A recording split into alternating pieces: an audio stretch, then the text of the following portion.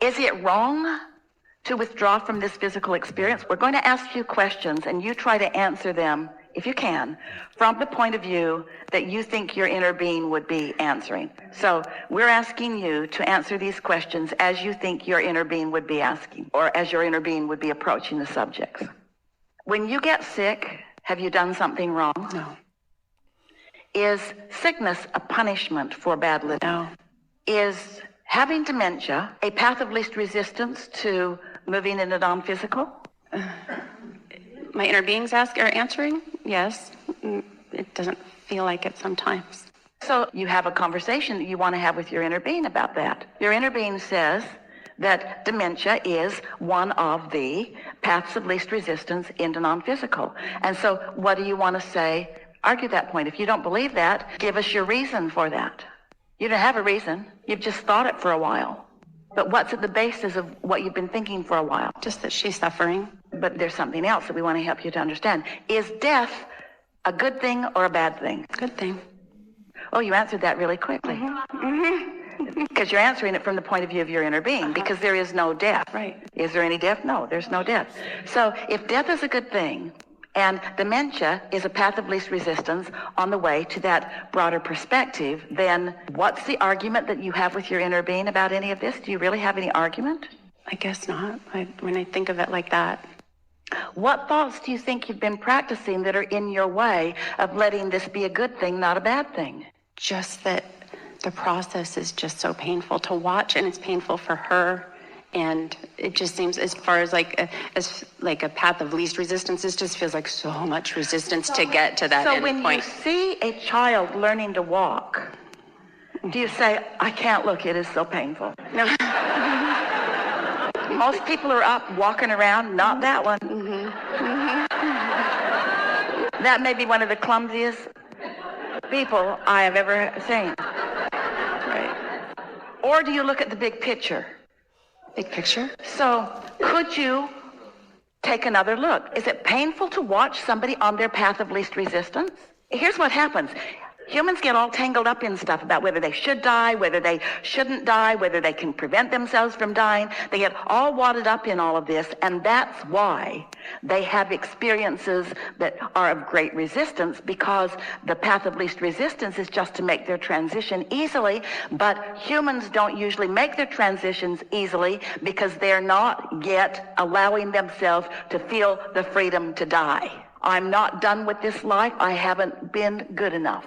I'm not worthy enough to die yet. I haven't done what I was supposed to do. In other words, you've got all these bogus things that are in your way, and so you make a struggle out of things that you don't need to make a struggle out of. You know what the cat does when it has enough? It runs into the street.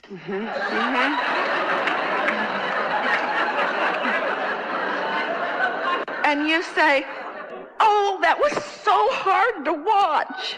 And the cat says, I'm out of here. You think we're kidding. We're not kidding at all. So we're going to ask you some inner being questions again. Is death a bad thing or a good thing? It's a good thing. So you want to say, okay, I'll go along. It's a good thing. I'm just not ready yet. So let's get into this. Why would anyone not be ready to continue to have ongoing life? What is it that you've done in your way of approaching life that makes you want to hear us when we say you're eternal, and want to hear us when we say that you will remain focused and you will still have a perspective and that you don't go anywhere and that there's no ending to who you are? You want to hear all of that, but what thoughts do you practice on a pretty regular basis that make that a struggle for you to know that? You guys got to get over this death thing, because everybody you know is going to die, and you are too, even though there's no death. In other words, you're all going to have the experience. So when you practice not liking it, every time somebody looks like they're going to do it, or every time somebody's done it, you set yourself up for stuff that's going to bite you in the butt later. Esther was at a party the other night with her daughter and her daughter's friends. And they had a big room at the top of the AT&T Center, and they were watching the Spurs game way, way down there. Far, far, far, far away. And one of Esther's daughter's friends slipped in to the seat next to Esther and said, hello. Esther says, hello. Her friend says, I hear you have built a new house. Esther said, yes, I like it so much. I hear that you are in the neighborhood where Tracy lives. Yes, I like that so much. And then her friend said, that is such a good thing that you're right there where Tracy can help you.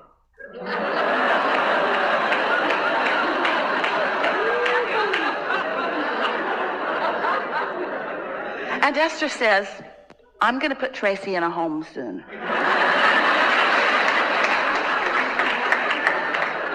She's become quite a burden to me. This girl didn't know what to think of Esther.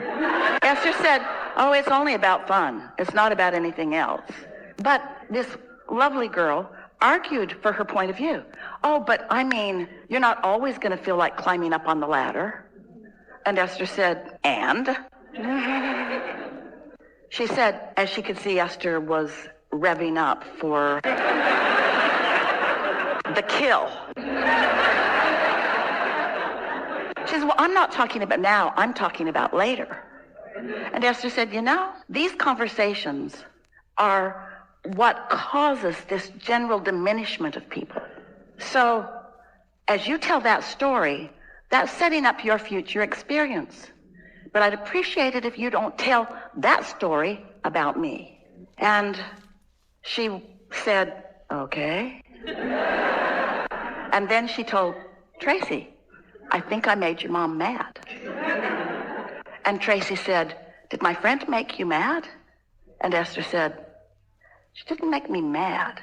She made me want to speak to the world at large. Tell the story that you want to tell about how you want your life to unfold. And when you buy in, just because you've been observing that's the way other people are living, you don't have to tell the story just because that's the way it is with so many people. Tell the story the way you want your story to be. The universe is responding to your vibration. And so if Esther had sat there and listened to the story, Esther was polite enough, but if Esther had sat there and been in vibrational agreement with what this girl was saying, Esther had a choice right then. She could know what her inner being knows about all of this, or she could listen to the version that this woman was offering. Which one do you think Esther chose?